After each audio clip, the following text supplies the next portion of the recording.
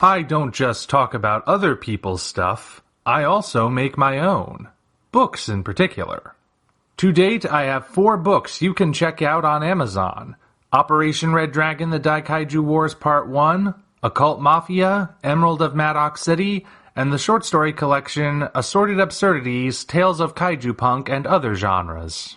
Hop on down to the description for Amazon links to all 4 books. Enjoy whichever ones you read, and enjoy the video.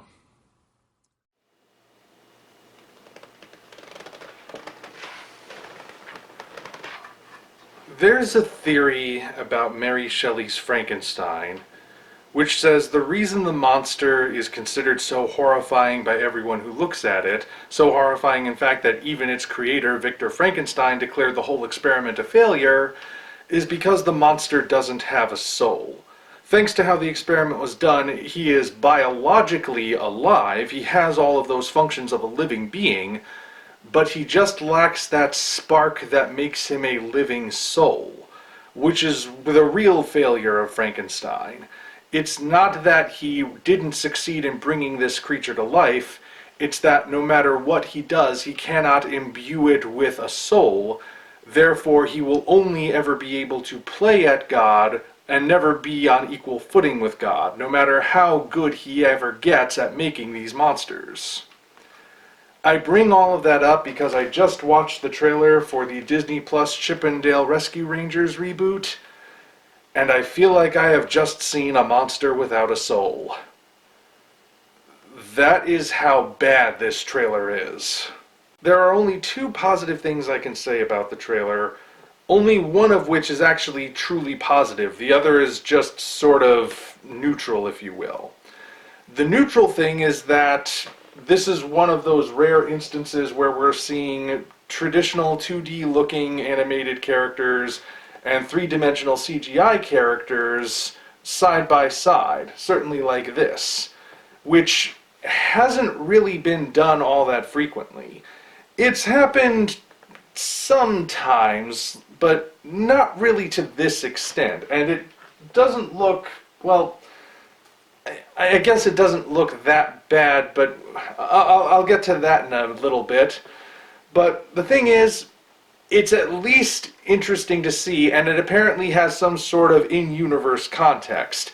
And heck, I'll even tell you guys right now, I once had an idea of something that kind of ran along those lines of, like, going the Who Framed Roger Rabbit route of toons living in the real world, but some of them are 2D, some of them are CG, things like that. It's an idea I've long since abandoned. The different elements of it have been incorporated into my other ideas, and those that didn't work and didn't go into those other ideas are just gone. But, I mean, just because it's something we haven't seen before doesn't necessarily mean it's going to be a saving grace.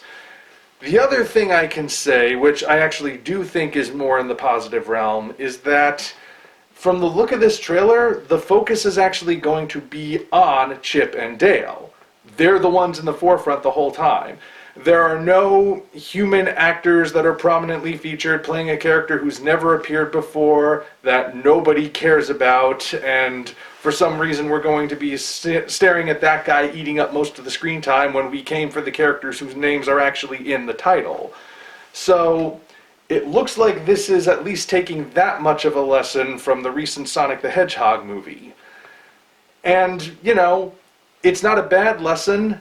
If I'm gonna watch something called Chip 'n Dale's Rescue Rangers, I expect Chip and Dale to be the focus. But that's the only thing that I can sort of say looks good about this trailer. And I even had to struggle to come up with that because everything else about it, no. I'm just full of no right now. What exactly has me so put off about this trailer? Well, first of all, let's address the most obvious thing. It's clearly not a Chip 'n Dale's Rescue Rangers movie. Not in the sense that they are rebooting it the same way Disney rebooted, say, DuckTales, where it is actually a straight reboot, it's readapting the story for a modern age. No, this is some sort of metafictional thing where Chippendale's Rescue Rangers was a show in universe. So it's clearly not that. Instead, it's trying to be several other movies at once. Most obviously, it's trying to be a Roger Rabbit movie. Because similar to Who Framed Roger Rabbit, it's packed full of cameos of characters from other companies and features the idea of toons and humans living in the real world.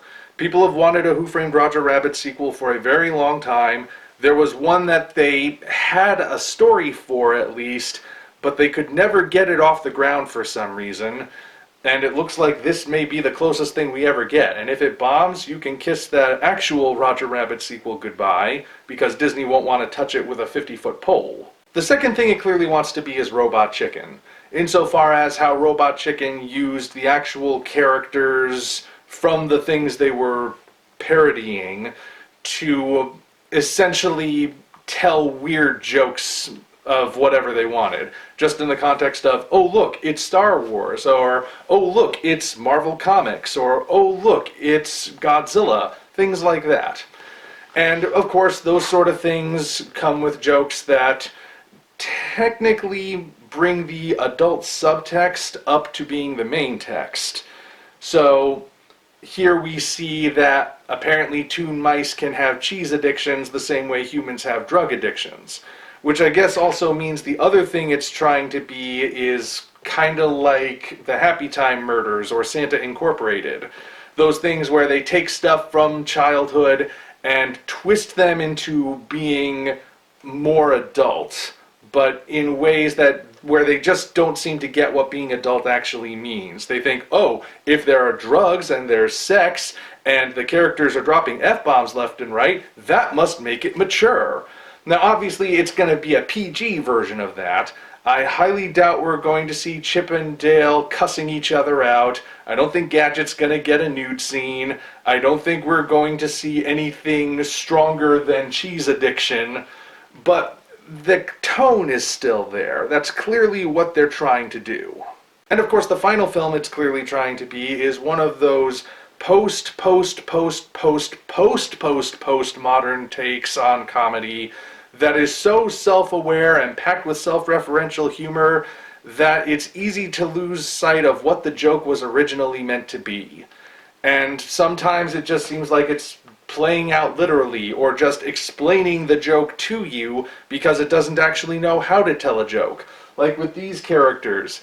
Yeah, we obviously get that there was this uncanny valley thing with early photoreal CGI characters, but they kind of hammer that joke in really hard just in this trailer. And from the look of it, that's going to be the main reason this character right here is in the movie, just so they can keep making that joke. And how long will they be able to make that joke before it stops being funny? Honestly, it wasn't even that funny when I saw it in the trailer. But then again, like I said, I was very perturbed by this thing. Not to the point where I'm suffering trauma or something, but, well, like I said at the beginning, it's like looking at the Frankenstein monster and realizing that he doesn't have a soul. When I first heard about this movie, and I first read the plot description of what it was really going to be about, I retweeted it on Twitter and said that it was basically like Disney saw the plot synopsis for Space Jam: A New Legacy and decided, hey, we should do that too. And Space Jam: A New Legacy, as you may recall, is a terrible movie. Even compared to the original Space Jam, which is no classic to begin with, it's still really, really bad. And it's even bad on its own merits, because it's basically just a commercial. That's another example of something that was soulless. But it's also like this movie is really, really riding on the nostalgia factor. Again, like Space Jam: A New Legacy, but like, this is cranking it up past 11. Spinal Tap would tell them to tone it down. They're playing so hard into it, I still feel like I'm watching a commercial. Technically, a trailer is a commercial, but it's like I'm watching a commercial for a commercial. But the Super Bowl is over. Why are we still doing that? I said earlier I would address the appearance of the animation, because I started to say it didn't look too bad, but the more I look at it, the more I realize that it's actually not good. Like, okay, the fact that we're seeing 2D and CG characters side by side and it doesn't look so off-putting, like it's one of the least off-putting things to look at in this trailer, that I guess is okay, but like, since the movie wants to be like Roger Rabbit, and since Roger is actually in this movie, look at what was accomplished in Roger Rabbit way back in the late 1980s where everything was being hand-drawn. Look at that. Just look at it. Yes, you can still tell that Roger is a toon, that he doesn't really fit into a realistic setting per se, but the attention to detail, the shading, the lighting, all of these different things coming together make it look like he exists in that space, despite the fact that in the back of our minds we know he's not. And so we believe it, and the way he interacts with the rest of the environment, we believe it even more. Here, already you can tell the lighting is not there. These characters in their 2D forms look flatter than flat, and they don't really look like they're interacting with the background. They literally just look like someone placed them over the background. And, you know, I would allow some leeway for that if this were a little indie fan project that was made on a shoestring budget and using flash animation. But this is freaking Disney. This is Disney spending their millions upon millions of dollar budget to get that? That's the best they could do? I mean, there's a chance, I guess, that we're not looking at something that's actually finished, that there might still be some touching up to do, but if this was the stuff they deemed worthy of putting forward as an advertisement, an enticement to go see this thing, to subscribe to Disney Plus so you could check it out, it failed. I don't think this looks good at all. Despite what I was initially about to say, at first I thought, well, it's not bad, but the more I look at it, the more I think, how is it that a movie made 30 some odd years ago did it better with more primitive animation techniques? I mean, if I didn't know better, I'd say they were trying to make it look that bad. I am from the generation that grew up with the original Rescue Rangers. I was a kid when this show was brand new. And yeah, I liked it. It's not the show I have the most nostalgia for, but I did enjoy it way back when. And I thought it was, I mean, yeah, it was part of my required viewing. It was right up there with other Disney shows like Darkwing Duck or DuckTales, the original, or the Warner Brothers shows like Animaniacs, Pinky and the Brain, Freakazoid, all the rest. That was one of the shows that I enjoyed watching as a kid. But that doesn't mean I have the strongest nostalgia for it. It doesn't mean that my nostalgia for it is so strong that I can be blinded just by seeing these characters coming back and thinking, oh, but it's made for the me who is now an adult and who knows a bit more about the dark side of celebrity and everything. That's not gonna work. Not if... Yeah, for some reason, this is just really getting on my nerves. It doesn't look good. It looks like... I mean, it's yet another example of how Disney just refuses to do anything original these days. All it seems like they're able to do is just remake the same stuff over and over again, hoping that they can make back all the money without putting in any of the work. Nothing against the people who animated this thing, of course, and I'm sure the voice actors are doing everything they can, but I don't know. The effort looks like it has been put into something that's not going to be seen as a success. Maybe I'm wrong, but I don't think this looks good at all, and I'm baffled by how many comments are down in the comment section of this video saying that it does look good. This just disturbs me.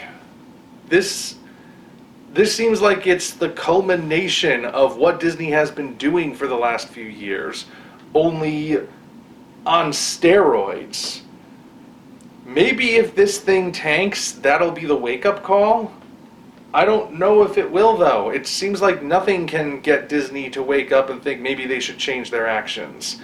If cooperating with an actual concentration camp in China wasn't enough to get them to change certain things, then I can't expect them to change anything else.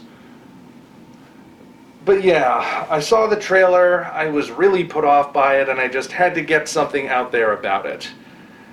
And I gotta stop now.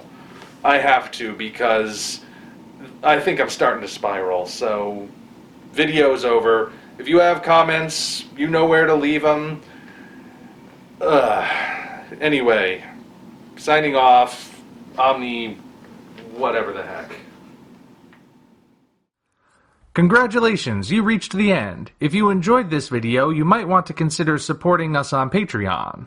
Of course, the other way to support us is to go to Amazon and check out our books: Operation Red Dragon, The Daikaiju Wars Part 1, The Occult Mafia, Emerald of Maddox City, and Assorted Absurdities, Tales of Kaiju Punk and Other Genres. Also check the description for links to DeviantArt and other platforms we operate. Thank you all for watching. We'll see you next time.